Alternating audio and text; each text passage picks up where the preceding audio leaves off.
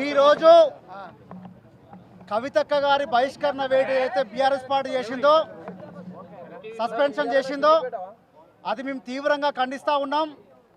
ఎందుకు అంటే ఆనాడు 2006లో తెలంగాణ జాగృతి సంస్థ ఏర్పాటు చేసి తెలంగాణ ఉద్యమంలో మమేకమై తెలంగాణ ఉద్యమంలో ఒక మహిళ అని కాకుండా కడుపులో పిల్లలు పెట్టుకొని తెలంగాణ ఉద్యమం కోసం, తెలంగాణ జాతి కోసం, తెలంగాణ విముక్తి కోసం ఆనాడు పోరాడినటువంటి వ్యక్తి మీద ఈరోజు ఇంత ఈజీగా బహిష్కరణ వేటు వేస్తుందంటేనే తెలంగాణ సమాజం అర్థం చేసుకోవాల్సిన అవసరం ఉంది.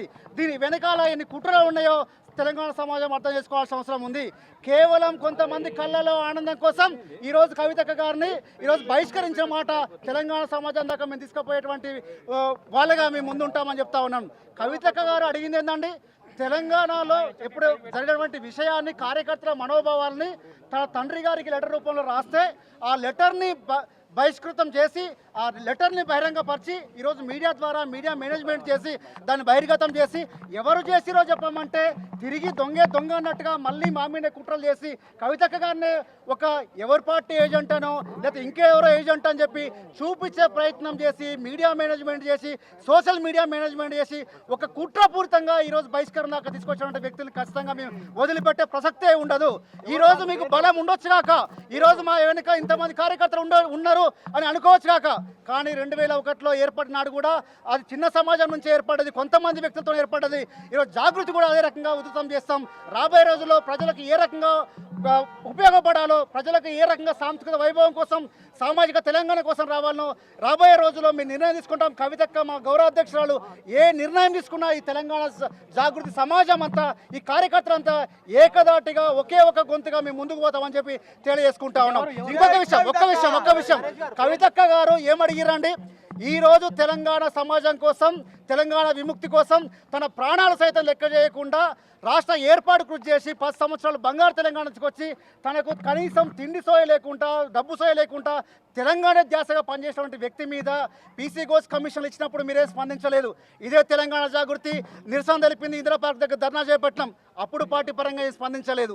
అంతెందుకు కవితక్క గారు 6 నెలలు జైలు జీవితం అనిపించినప్పుడు ఇంత క్షోభపడలే, ఇంత అవమానకరంగా ఫీల్ కాలేదు.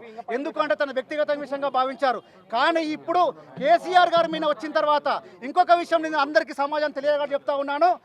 మీడియా కొంత ఇబ్బందికరమైనటువంటి వార్తలు ఏం చేసిందంటే ఈరోజు పార్టీ ఉంటేంత పోకేంత అని చెప్పి మిడిల్లో ఉన్నటువంటి వార్తను హైలైట్ చేసింది. రామునితో కపిలవర్ణుడు ఇట్లానే అనే పదాన్ని రాముని తోక పికరుడు ఇట్లానే విధంగా మీడియా చూపించే ప్రయత్నం చేసింది. కాబట్టి దాన్ని నేను ఆక్షేపిస్తూ ఉన్నాను. దయచేసి మీడియా కూడా దీనికి సరిదిద్దుకోవాల్సిన అవసరం ఉంది.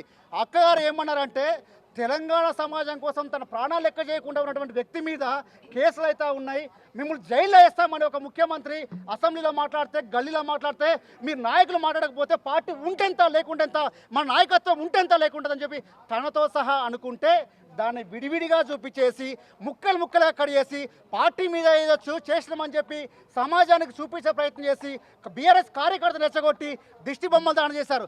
మేము ఏ దిష్టి బొమ్మలకు మొదటగా పిలుపునియ్యలేదు. కానీ వారు మొదలుపెట్టిన తర్వాత చర్యకు ప్రతిచర్య ఖచ్చితంగా ఉంటుంది. జాగృతి సమాజం అంతా మేల్కొంటుంది, ప్రతి జిల్లాలో ఉంటుంది. కాబట్టి ఈరోజు తెలంగాణ జాగృతి ఆఫీస్ దగ్గర మీ దిష్టి బొమ్మ దహనం చేయడం కూడా జరిగింది. మేము ఒకటే మాట చెప్తా ఉన్నాం, ఈరోజు ముఖ్యమంత్రి అధ్యక్షుల వారు మరి నిర్ణయం తీసుకున్నారా, లేకపోతే ఎవరు నిర్ణయం తీసుకున్నారో, జనరల్ సెక్రటరీ పేరు మీద రిలీజ్ అయినటువంటి వాటి ఇంకా క్లారిటీ కూడా ఎవరు ఇవ్వలేదు. ఓ నోటు మాత్రమే రిలీజ్ చేశారు. మరి ఎందుకు నిర్ణయం తీసుకున్నారు, ఎందుకు వివరణ అడగలేదు? మరి ఇన్ని సంవత్సరాలు పోరాటం వ్యక్తి మీద ఇష్టానుసారం తీసుకోవడంలో అంటే తీసుకున్నా కూడా తెలంగాణ సమాజం ఒప్పుకుంటారని చెప్పి అనుకుంటా ఉన్నారా? లేదంటే ఆ 2-3 పెద్దలు నిర్ణయించి ఇదే చేయాలని చెప్పి బలవంతం పెట్టి చేపించాలనేది కూడా తెలంగాణ సమాజానికి ఖచ్చితంగా మేము కొత్తగా చెప్పాల్సిన అవసరం లేదు, మేము చెప్పాల్సిన అవసరం లేదు, మీకు అడగాల్సిన అవసరం లేదు. ఈరోజు తెలంగాణ సమాజం అందరికీ కూడా నిన్ననే కవితక్క గారు ఆ పేరుతో సహా చెప్పడం జరిగింది.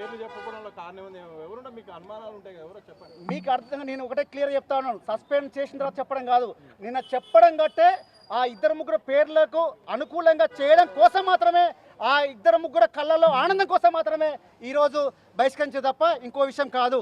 నిజంగా తెలంగాణ సమాజం కోసం నిలబడే విధంగా కార్యక్రమాలు ఉంటాయి. మా అధినాయకురాలు ఎప్పుడు కూడా తెలంగాణ సమాజం కోసం, తెలంగాణ అంతేందుకు బతుకమ్మని విశ్వవ్యాప్తం చేసి తెలంగాణ సమాజాన్ని తీసుకొచ్చేటువంటి విధంగా ముందుకు వేరు. కాబట్టి డెఫినెట్గా రాబోయే రోజుల్లో తెలంగాణ ఆకాంక్ష మేర కోసం పనిచేస్తాం. Thank you.